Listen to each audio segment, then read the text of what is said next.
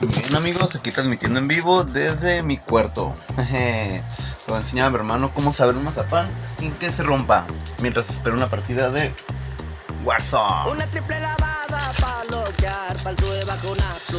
Mira hermanito, este mazapán ya llevo mucho con él No mal para empezar. y te lo quería dar, pero como te deseas, te voy a presumir cómo se come un mazapán sin que se rompa. Arriba de la